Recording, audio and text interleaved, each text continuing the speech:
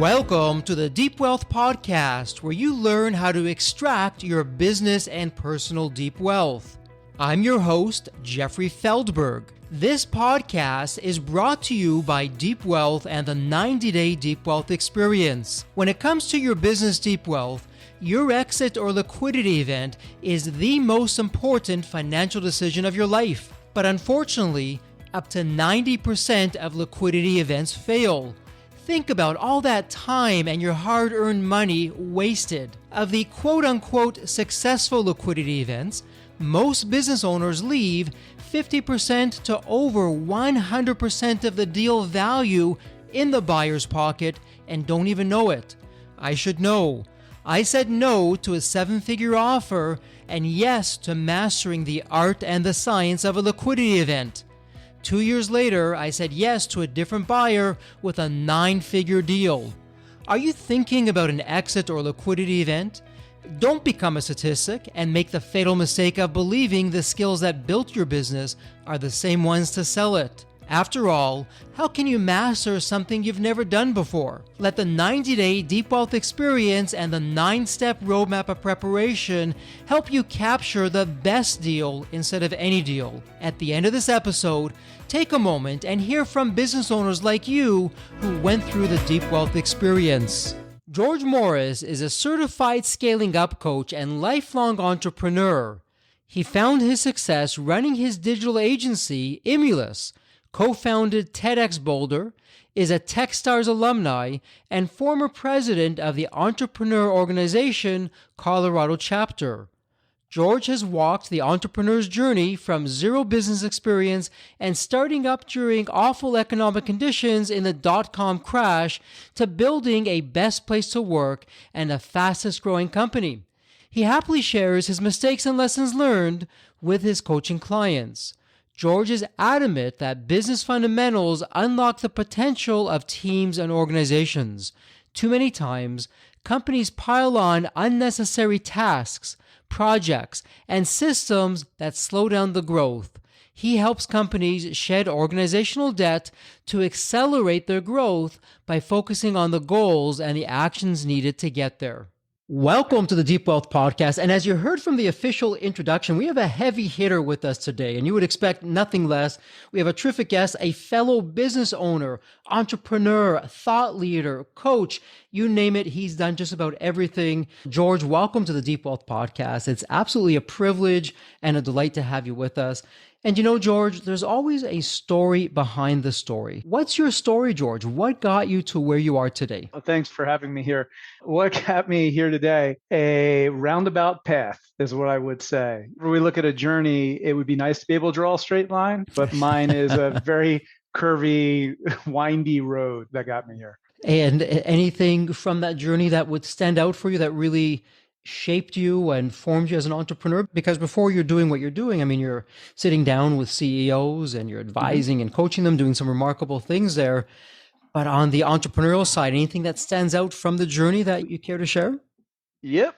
Taking my business into the ground. How about that one? The truth is, like if we go way back, and I won't make this one long, but my father and my grandfather both owned construction companies. Okay. And my dad told me when I was a kid, he goes, it's always easier to push a pencil than it is to hammer a nail.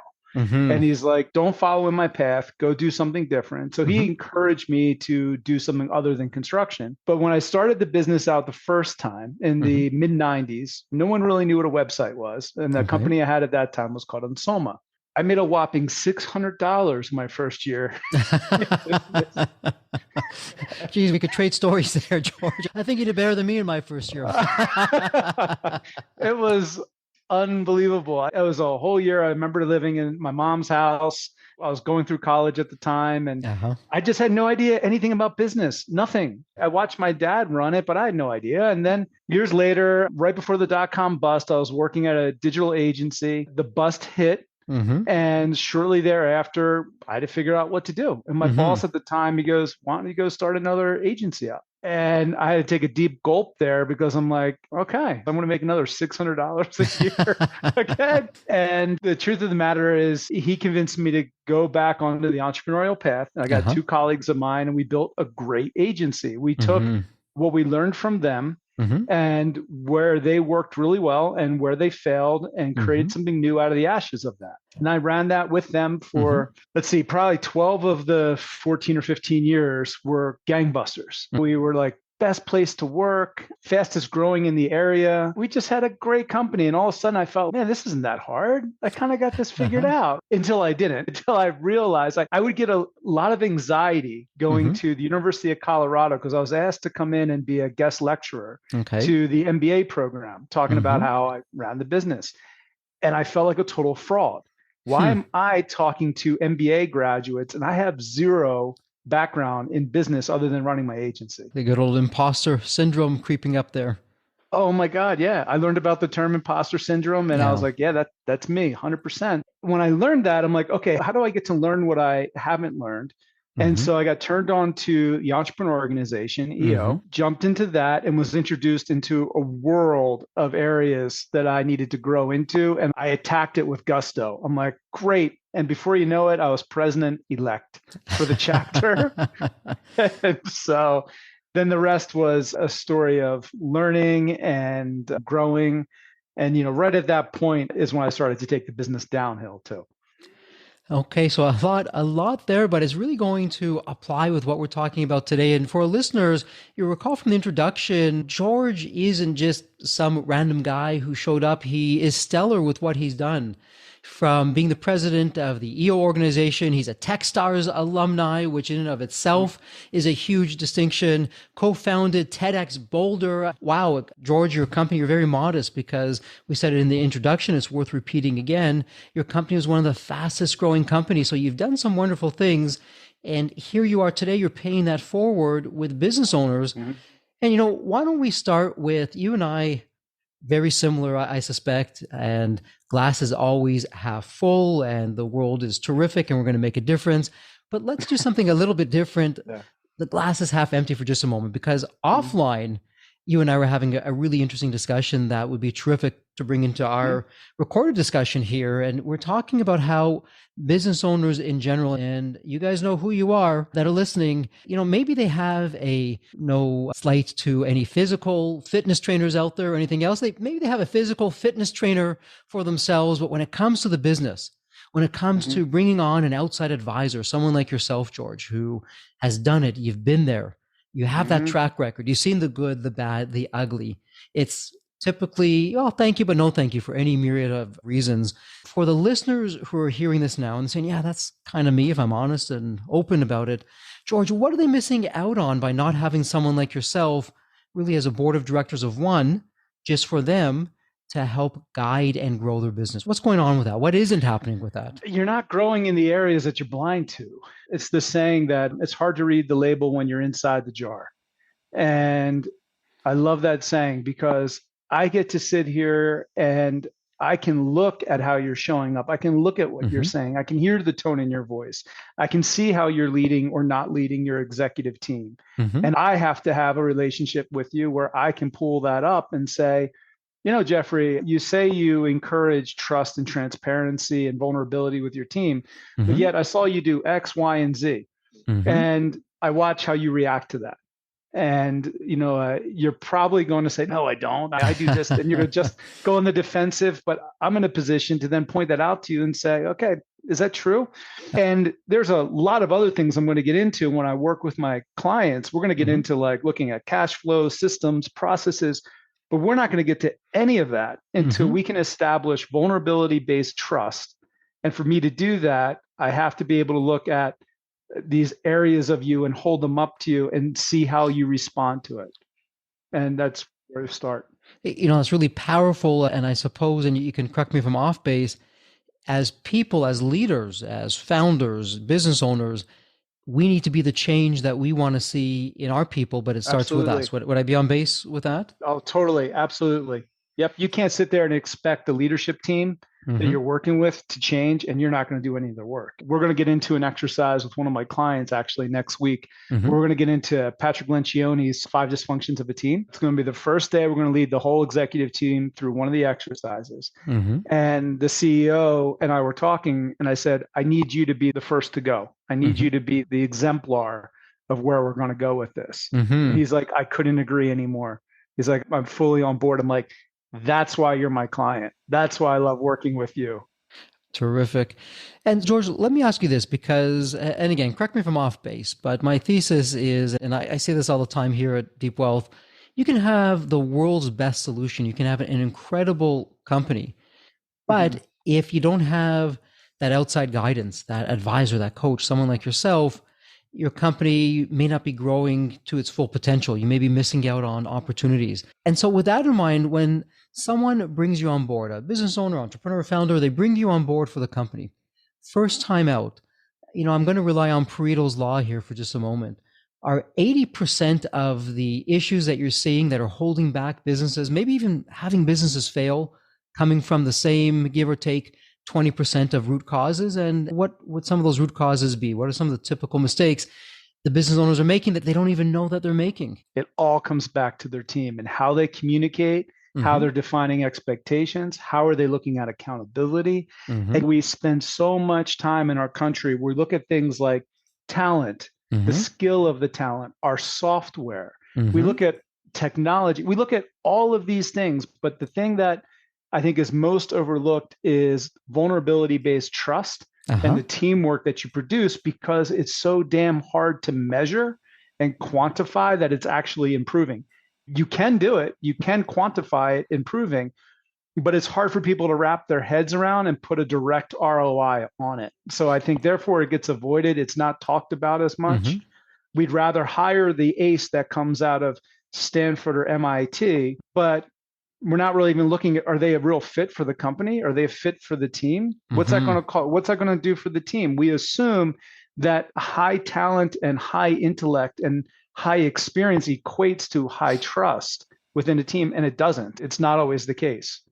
And I suppose with that team, and what an area to pick, because one of the big things here with us at Deep Wealth is, does your business run without you? And for most business owners, the answer is no, it doesn't. Right. And if you do want it to run without you, then to your point, you got to have the right team, the right people, the right people on the bus, but the right people in the right seat on the bus to run that company and take it to the next level. Would I be on base with that? Totally on base. And the reason why it doesn't work is because you as the business owner created that situation. It's usually, you got to put a mirror right back into the face of the business owner. A lot of the times what I hear is the owners come back and say, I can't trust my team because X, Y, and Z. Okay, who's responsible for that? Who's accountable for that? And if they start saying he did this and she did that, that's a flag for me, because I hear that. I'm like, I don't know if I can work with this person.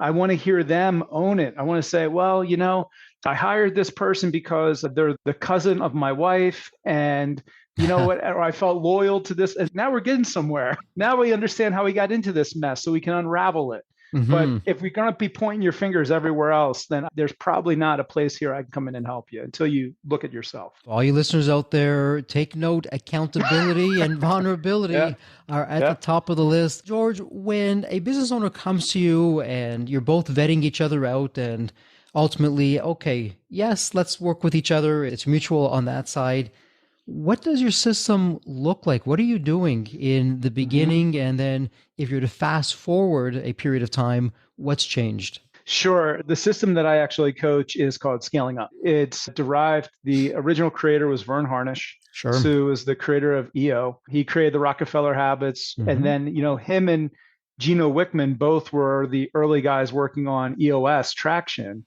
It was based on Scaling Up and the Rockefeller Habits. And then Gino went his way. I remember using EOS traction when we were at EO, running the chapter here in Colorado. And then Vern rebranded as Scaling Up. And I coach Scaling Up, although I have a strong background in EOS. That's the system I bring to my clients, and I work with them on it. Initially, what we do is we do an assessment. So I run the assessment with the founder, the CEO, whoever it may be, is my primary contact, and then with his executive team. They're really simple questions usually. There are maybe like a few of the most simplistic questions. I'll say to the owner, is your executive team healthy and aligned? Do they all know what the goals are? Do they know what the objectives are? The answer I usually get is yes, they all get it. They all know the goals. They're perfect. But when I ask them, the team, what are the goals? What are these different metrics? They're all over the board. I had one team where I came in and I said to them, I go, what was the revenue for last year? Just a basic question across several members of the executive team. One member would come back and say 8 million. Okay. The other member would come back and say 92 million. And then they're like literally all over the board. Or you ask how many employees, all over the board. And the real number was like 51 million.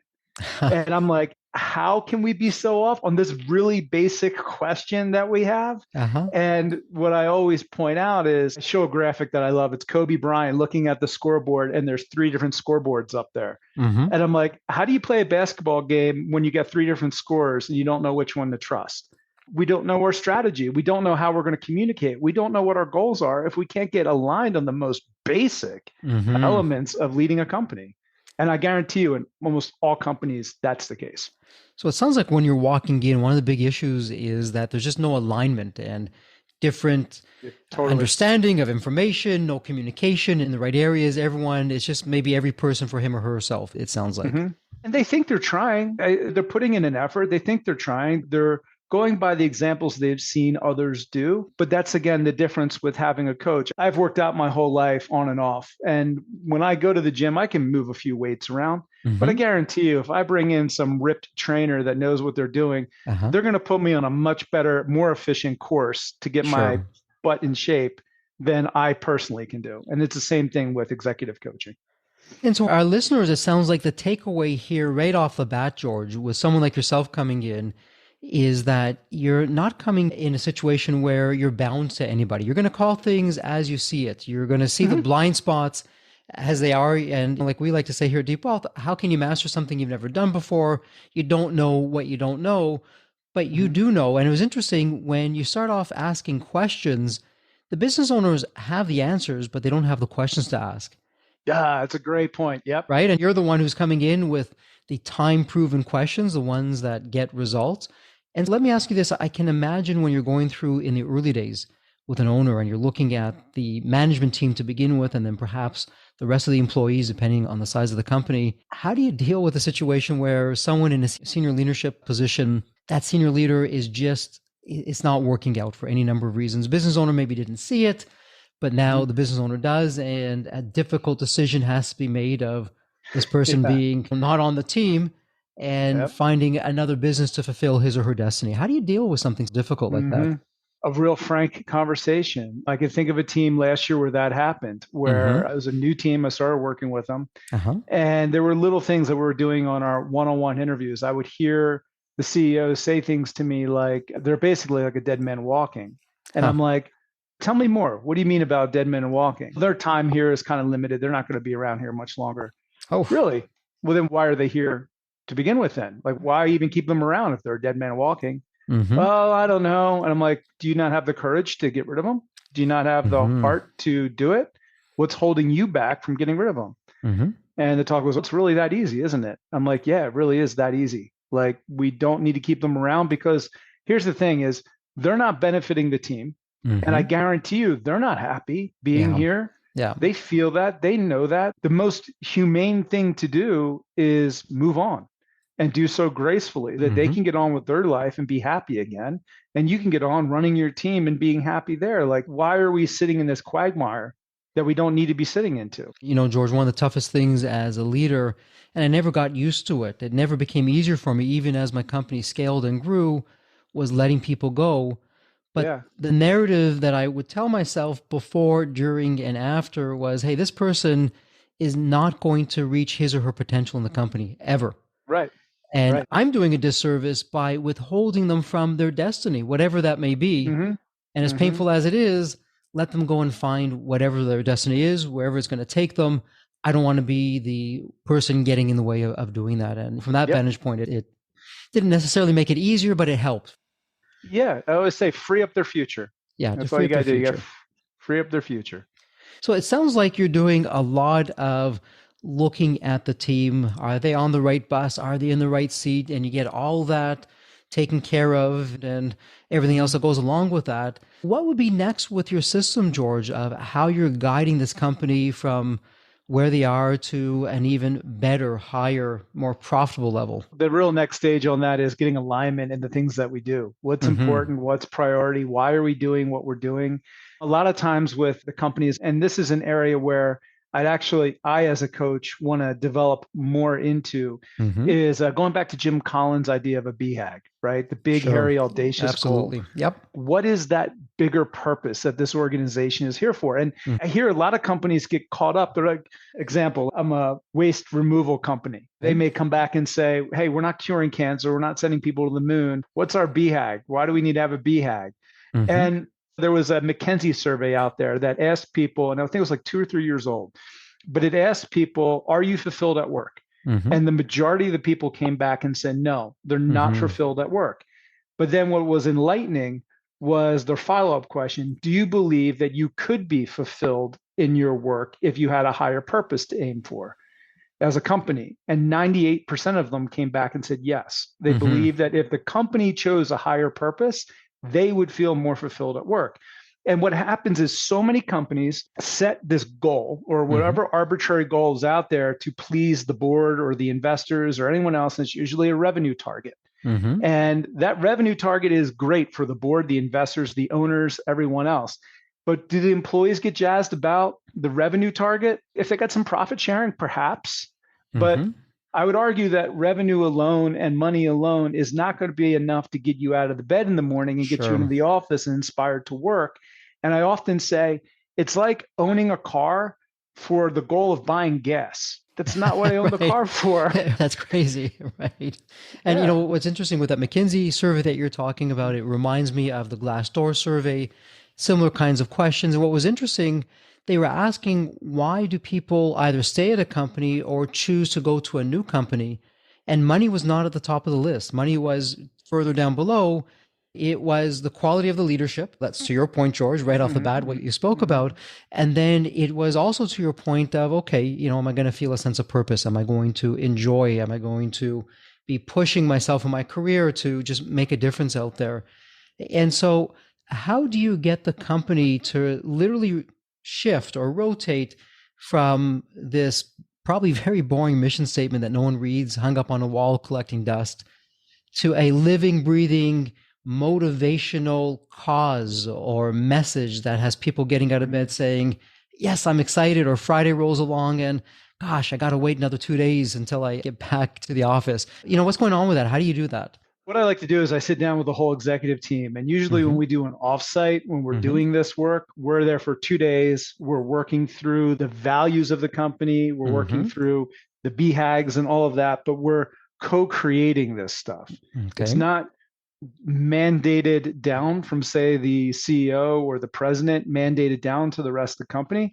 Okay. What we do is we get it out there and we work on it as an executive team. And we say, this is what we're trying to create. This is why we're trying to create what we're creating. And I use a variety of tools from scaling up. I also use Simon Sinek's Start With Why. Great tool to kind of pull that out, pull out your core values, pull all these things together. And when we do it, I then ask the team to hang it up on the wall in the office and ask for the rest of the company to give you feedback over time. Have them put sticky notes up on a board and write down like, why are we doing this? Or if we follow this BHAG, it's going to have this unintended consequence. I want them hearing it. I want them involved in the creation of this, that they have a say. And at the very least, even if they don't have a say to direct it, they have the ability to ask a question to get clarification. Because what we may find, Jeffrey, is that I create a BHAG for my company that I never had in the first place. And 60% of the company is, no, I'm not aligned with that. I don't agree with where you're headed. Okay, now we're going to have to do a gut check here. Because if I really believe in that as my executive team and the employees that I see are core to the company, if they come back and say, yeah, we're on board, but the other 60% is not, well, the other 60% needs to move on. And we had just had a real-time example of this last week at Twitter with what Elon Musk did to the rest of the team. It was a real-life example of this. And so, you know, not getting into politics or anything else with that, but it's a real-time example and one that's in the public eye. I mean, George, your narrative on that, if you had to give a narrative of what's going on there in a sentence or two without us politicizing it. Yeah, we're not going to politicize it. Trust me, I don't want to go there. But here's my take is that I respect Elon Musk. Would I want to work with him? Hell no. Not at this stage in my life. When I was in my 20s, maybe I would work with him. But what he did is he threw the gauntlet down there and he said, there's going to be extreme hard work. And even if you do the extreme hard work, you may not have a job here. There are people out there that read that said, hell yes, I want to work for that guy. And so he's attracting the kind of people that are going to come work for him. And he's really clear about that. This is not out of the norm for him. This is the expectation at SpaceX, Tesla, everywhere. That's his value system. And if you align with it, great. If you don't, but I highly respect the fact that he just put that out there and said, here you go. And people, they took polar sides to this. It's great. Well, that's what we should do, because where we mess up is when we don't do that, when we don't take a side, when we don't try to be polarizing to some degree. Yep. And then we're just kind of like wallflowers. Like we don't really stand out. We don't really define anything worth fighting for.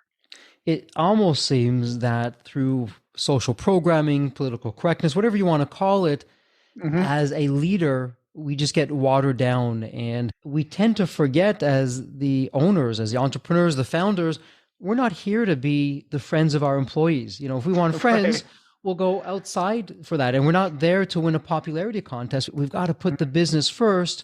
To your point, what's our vision? And can we clearly communicate that? And then are we going to get the support around that? And just to throw around names, we've been throwing around some names here. What you're reminding me of in many ways is Steve Jobs.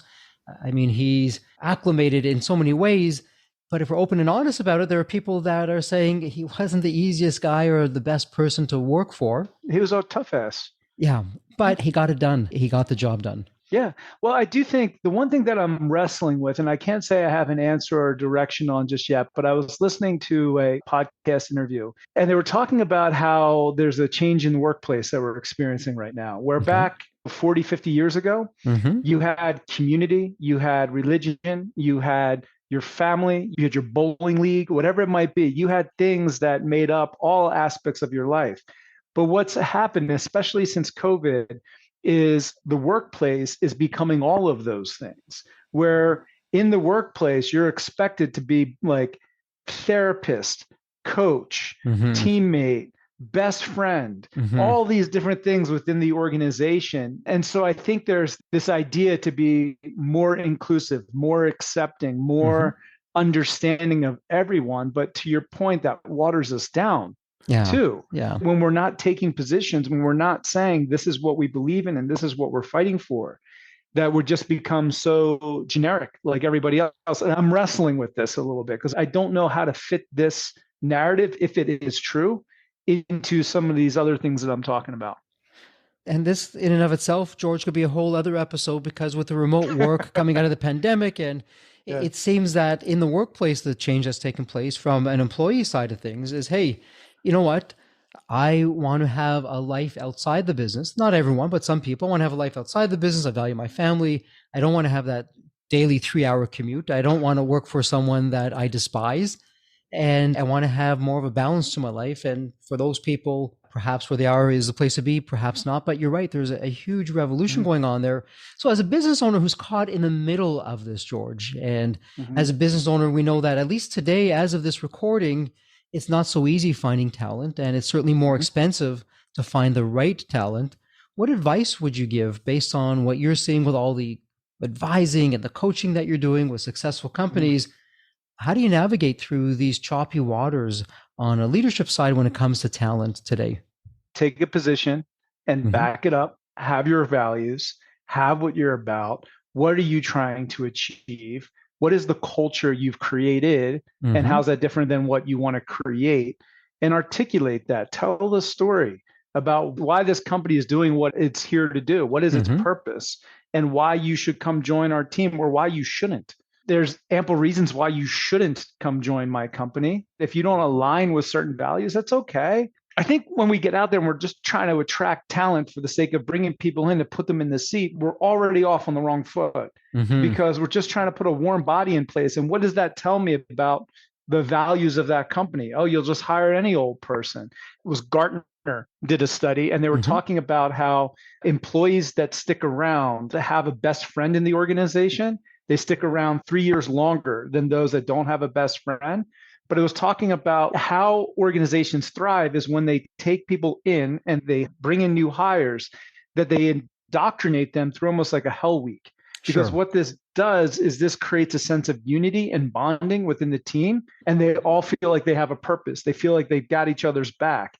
And it's creating these kind of cultures to bring people into that people want to be there. They don't feel like they have to have golden handcuffs to stay there. Like, make it so that they don't want to leave. And I remember when I had Imulus all those years ago, it was not uncommon for me to show up at the office at 11:30 at night, and my team is still sitting behind their computers, drinking beer and eating pizza, and then once in a while playing video games. And they're working till the wee hours of the morning because they loved each other. It was like a family. It was the greatest. And, this word has a negative connotation. I like your word family probably better than my word cult. It's like a cult for the business, but in a healthy way, where it's us against everyone else and we're bonding together as a team. And, George, you didn't quite say it this way, and I'm reading between the lines, but I get the sense that you're walking the talk, because very early on in this conversation, you said, hey, when I'm speaking with a prospective client, I'm asking, why should I be working with that person? So you're really putting into practice what you're talking with us about. Yeah. In fact, one of my clients, let's just say we had a disagreement. A BHAG was in place and then the BHAG was removed. And there are extenuating circumstances that I've allowed that to just go on for the last month or two. But it's my red flag on the top corner of my notes with the client that we're going to need a BHAG here in place shortly. And if there's not a BHAG, there's a limit to how much longer I'm going to stay around and work with you, because I can help you with the day-to-day execution. I can help you with the team trust, but I can't help you accelerate your growth unless we have a clear objective that we're going towards. Yes, I put this in practice, and also in all my agreements with all my clients, I have a short pay guarantee, which is on for both of us. If at some point this relationship is not working out, I can leave, because I don't want to be spending my time with clients that don't value my time. And my clients can leave. If I'm not bringing value and you don't see the value in my work, you can leave. So we have a very loose agreement, because I want us both to be buying into this and re-upping on a regular basis. And the minute that there's lack of value on either side, move on. There's other people out there that do what I do. Go find them. So listeners, take note. I mean, look at the transparency with that. And you're hearing someone who's saying from George's side, hey, it's not about the money for me. I don't want to be there just to collect a check from you and be miserable. I want to enjoy myself. I want to make a difference. I want to add value. And George, you very eloquently, you've walked us through some of the things that you're doing very early on. What would be another one or two potential areas that is just a blind spot for a business? They're not getting it right. So you talked about looking at the team. You talked about, are we all on the same page? Are we having a BHAG, some kind of bigger vision of where we're moving towards? Anything else that you're, in the early days when you're bringing on new clients, you're onboarding them, that, okay, let's fix these areas here. What else would that be? One of my favorite ones to tackle is a communication standard, because Jesus, I see so many people that are stressed and so fragmented because they're checking email, they're checking Slack, they're checking their text messages, they're checking their phone. We are so fragmented. And you go and read any of the work done by Cal Newport and getting into the idea of deep work. Yes. There is no way that deep work can be done in most organizations. I really encourage my clients to have a communication standard. How are we going to communicate? In fact, one of my clients just went through an acquisition, or going through the acquisition. And the acquiring company coming in has said, we don't communicate via email internally. We communicate with clients via email, but internally, 0 emails are sent. Everything is done with live Google Docs and Slack and meetings. That's it. They're the only 3 tools we use to communicate what we need to communicate. Having that standard, and that standard outlines frequency, urgency, the best ways to communicate. How do you actually put a hand up to say, don't interrupt me. I need to work on some deep work right now. So communication standard, numero uno for me. Oh, I want to hear the other one before you go to the next point. We had a guest on the podcast, management consultant. Don't hold me exactly to the number, George, but I'm not far off. And so they'll go into any company and they'll look at senior leadership. They'll actually follow them for a period of time. And what they're looking at many things, but one of the things that they're looking at is, okay, to the deep thinking, the deep work, how much of that is going on? Get ready for this. Across the board for most companies, there's always exceptions, but for most companies, for a senior leader, someone who's highly paid, someone who's driving the bus in a specific area, the deep thinking time, the deep work time, 7 minutes, maybe 9 minutes at the most. I'm being generous there, in an entire day. And the rest of the time were emails, to your point, meetings, useless communications, taking them all off the ball. So you bring up a very critical and often overlooked point of email overload, or how are we communicating, or we're meeting for the sake of meeting. But enough about that. Let's go on to that next point that you had. What is that? Real quick, when I'm doing my offsite and we're setting our rocks for the quarter, I'll tell all the executives, you need to work on this rock for no less than 90 minutes a week. And you see nearly universal, they all sit back in their seats like, when am I going to have time for that? And I'm like, I don't really know, but you're going to make the time for that because something's going to drop off. Anyway, the second piece of that is really meetings, meetings and data. What I see so often is that people are meeting, I think, because they feel like they should meet, and they end up having all of these meetings that don't actually have a purpose to why they're meeting or what is the outcome. There's no preparation. And so all these meetings, again, also fragment the hell out of us. Let's get really clear on why we're meeting. What is the objective? What is the structure? What is the preparation? What does the outcome look like at the end of the meeting? And let's also tie the data to the type of meeting we're having. For instance, if we're doing a daily huddle, we're only looking at what was done yesterday, what's going to get done today. That's it. The data that I'm reviewing in that time frame needs to be tied to that type of meeting. When I'm looking at a weekly meeting, what am I looking at? Any metrics that are relevant in the last 7 days or 7 days going forward. And we're going to keep our blinders on that. We're not looking at monthly data, yearly data, multi-year data. We're looking at this time frame because this is the time frame we're trying to work. And then we get to monthly. Now we're looking at like monthly financials. How are we doing? Bigger picture stuff. What I see people do is they don't think about the context that they're having their meetings in. Right? They'll do a weekly meeting, which is supposed to be 30 minutes. And suddenly the CEO's like, hey, I got this really great new product vision. I want to bring it up to all of you. Takes up the whole 30 minutes on this product vision. Nothing else gets covered. And then everyone's like, what was that all about? And then we have to have another meeting now because we didn't use that one effectively. It's such a mess. It's a meeting overload. And I think in the pandemic, coming out of the pandemic, that was really emphasized more than it should have been. And everyone got burnt out from that. And this is interesting, George. And, you know, for our listeners, George and I, this is just a little microcosm of a conversation that we're having. But look at all the takeaways that you listeners are walking away with. And can you imagine? So, you know, George, as we're talking, I'm putting myself in the shoes of our listeners. And I'm thinking to myself, wow, okay, I can bring someone like George in. He's been there. He's done that. It takes me out of the line of fire. And no deference to you, George. If the team doesn't like it, they can blame you. You can be the bad cop and I'm going to be the good cop. And I'll just be one of them and they can complain to me about it. But we're getting things done. And best of all, let's face it, as business owners, there's more things to do than time itself. I don't have time to necessarily think about this or plan it out. That's for you to do. And this is what you do day in, day out. And this is the power of coaching, the power of advising. And the classic example I like to give, and George, you can tell me if you agree or not. If I'm learning tennis, am I better off finding someone just randomly off the street? They never played tennis. We're both novices and learning together. Or do I find someone who's won Wimbledon, who's now coaching?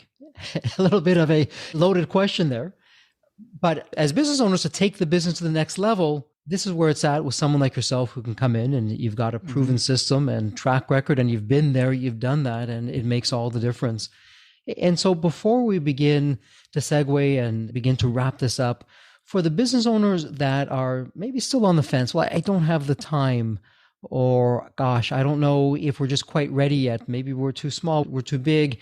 Perhaps you can share with us a quick story, George, just to put you on the spot, of maybe a client of a before and after. You know, they came to us like this, and right now I'm still working with them. They're like that. Yeah, I can. One of my clients, when she came to me last year, I was trying to schedule time to talk to her, and she's like, oh, you know, we can talk at like at 9 o'clock, 10 o'clock at night. I'm like, what? Why 9 o'clock? Oh, I'll still be working at that point. I'm like, oh, okay. And as I got to know each other, I realized that she was working like 14 hours a day, 16 hours a day. And even then going to bed at 1, waking up at 4 to get emails done. And I'm like, when you're not sleeping? And like, why are we doing this? And I had to work with her so much to just get her to back out of things, to trust the team, to be clear in the communication. And I had to get to the root of why. This doesn't make sense to put this many hours in all the time. Sure. And what it came down to is here she started working in the business for so many years, and she was deriving all of her personal value from the work that she was doing with her team and her clients. And she then put blinders on to all aspects of life outside of that. For me to pull her back scared the shit out of her, because she's like, what do I do with this free time? And I'm like, I don't know. You're just going to have to sit there in the discomfort of the free time. And she literally was like stressed over this, of like, I would watch Netflix all day. Like, what am I? I said, you will fill it. Trust me, you'll fill it. You'll find other things to do. And sure enough, we got her to a point where she works a hell of a lot less now, where in the morning she's getting up, she's having a good breakfast, she's working out, she starts work later in the morning. When she goes home, she turns off her emails like at 7 o'clock at night. And she's like enjoying her downtime. And I'm like, all right, I got you to the first step. But I then paint a vision for her and I say, where are you going to go long term? Because long term, I want you to get out of the company and stop working in the company and working on the company. That means you have less time each week, like maybe 3 hours a day on the company, and the rest go and do whatever you dream of doing. And like, she's still now wrapping her head around that. What do you mean? I can actually do this? Yes, because when you build a good company with a great team and great processes, you can trust. And then you can go live your life doing other things if you want, or working on the business. And you know, what a terrific example of the power of working with someone externally, an advisor, a coach like yourself. And on the Deep Wealth podcast, as we spoke about offline, I'll bring it online now. The Deep Wealth podcast is extracting both your business and personal deep wealth. And how many business owners aren't experiencing a healthy lifestyle like your client, and how you brought health? And maybe you discussed it with her, maybe you didn't, but I'm going to go out there and I'm going to say you've literally added years to her life from getting the right amount of sleep and the proper nutrition and backing off on the stress. What's it all for? If we get all these zeros in the bank, but we're not around, we can't take it with us. If we're not around to enjoy it, or we don't have the health to enjoy it, what's the point of it? And so it's terrific. What a terrific story of how you're able to blend both together. And one of my other clients I started with, he was also doing something similar to that.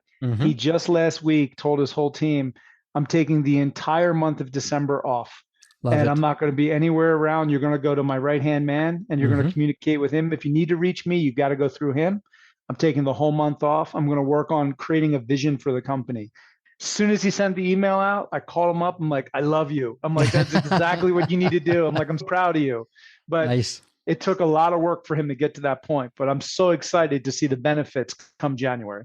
Well, George, congratulations to you for having the courage and the vision and the leadership to do that, because let's face it, as business owners, we're type A personalities. We're not exactly pushovers, but you're doing it. And congratulations on that. And this is a terrific segue, Georgia. I mean, I could just ask you all these questions and go down all these rabbit holes, but it's time to begin to wrap up the episode. One last question for you. It's a fun thought experiment. And here's the question. Think of the movie Back to the Future. And in the movie, I know, great movie, right? In the movie, you have that magical DeLorean car that can take you to any point in time. George, here's where the fun starts.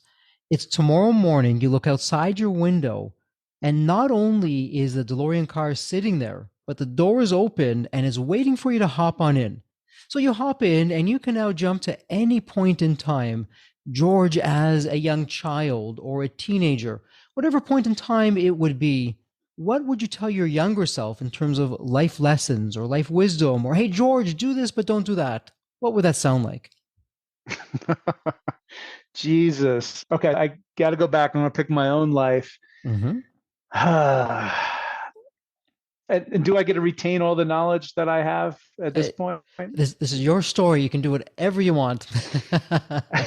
Here's the thing. There are so many things I heard when I was young and I was in my teens and 20s that my mentors, my elders, my family all told me the things to do. I didn't listen. I could not listen. I heard them, but I couldn't listen because I knew better. I knew I had to try a different way. And I wouldn't go as far back as my teens and my early 20s because I knew I didn't have the capability to listen. I started to listen when I was in my 20s. Okay. I would go back to when I had my agency and before things started going downhill. Okay. I would have inserted myself at that point to dispense all the knowledge I have right now with that version of myself, because I had the capability to actually hear what was being told to me and suggested. And I wish I had all this information and experience I have now at that point. I'm so curious how different the agency would have looked if I could have taken this experience and put it into my 27-year-old self. Wow. It sounds like, George, for your 27-year-old self, you're saying listen more, or listen to your mentors, or follow through, or talk less, listen more, or... Yeah, let's just listen more. I'm raising 2 kids, and I tell them all the time, I'm like, there are so many things that I've told you over the years, and I know for a fact you're not going to listen to 95% of them. But if there's anything that I could teach you is try really hard to listen more, to listen to all of your teachers, your mentors, what people are telling you, what you're learning from books. Really listen and stop thinking that you know it all. Stop thinking you have all the answers. And the sooner that you can do that, the more abundant your life is going to become. Such sage advice, and a great way to cap off what's been an absolutely wonderful time together, fireside chat and episode.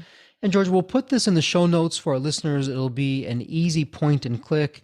If someone wants to find you online, someone would like to reach out or learn more about what you're doing, where's the best place for that? Just hit my website, gmorris.com. Can't get any easier. Nope, can't get any easier. Just go to gmorris.com. I got all my contact information up there. I mean, happy to jump on the phone with anyone, talk about things, what's going on, even if it doesn't lead to direct working with me, if it requires me pointing them to someone else or another resource. Happy to help, happy to give back any way I can. Terrific. And for listeners, I really do hope you take George up on his offer. He's got a wealth of experience and insights. Well, George, it's an official wrap for this episode. Thank you so much for taking part of your day and sharing your insights and your wisdom. And as always, please stay healthy and safe. And thank you for having me. It was a great conversation, Jeffrey. The Deep Wealth experience was definitely a game changer for me. This course is one of the best investments you will ever make, because you will get an ROI of 100 times that. Anybody who doesn't go through it will lose millions. If you don't have time for this program, you'll never have time for a successful liquidity. I mean, it was the best value of any business course I've ever taken. The money was very well spent. Compared to when we first began, today I feel better prepared, but in some respects, maybe less prepared, not because of the course, but because the course brought to light so many things that I thought we were on top of that we need to fix. I 100% believe there's never a great time for a business owner to allocate extra hours into his or her week or day. So it's an investment that will yield results today. I thought I will reap the benefit of this program in 3 to 5 years down the road. But as soon as I stepped forward into the program, my mind changed immediately. There was so much value in the experience that the time I invested paid back so much for the energy that was expended. The Deep Wealth experience compared to other programs is the top. What we learned is very practical. Sometimes you learn stuff that is great to learn, but you never use it. The stuff we learned from Deep Wealth experience, I believe is going to benefit us both. I've done an executive MBA. I've worked for billion-dollar companies before. I've worked for smaller companies before I started my business. I've been running my business successfully now for getting close to a decade. We're on a growth trajectory. Reflecting back on the Deep Wealth, I knew less than 10% what I know now.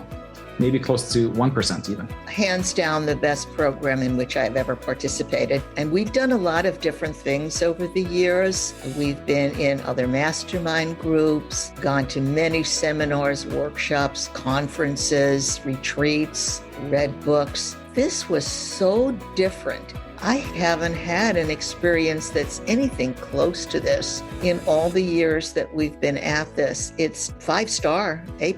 I would highly recommend it to any super busy business owner out there. And deep wealth is an accurate name for it. This program leads to deeper wealth and happier wealth, not just deeper wealth. I don't think there's a dollar value that could be associated with such an experience and knowledge that could be applied today and forever. Are you leaving millions on the table? Please visit www.deepwealth.com/success to learn more. If you're not on my email list, you'll want to be. Sign up at www.deepwealth.com/podcast. And if you enjoyed this episode, if it added value, if you walked away with some new insights and strategies, please leave a review on your favorite podcast channel. Reviews help us reach new listeners, grow the show, and continue to create content that you'll enjoy. And as we wrap up this episode, as always, please stay healthy and safe.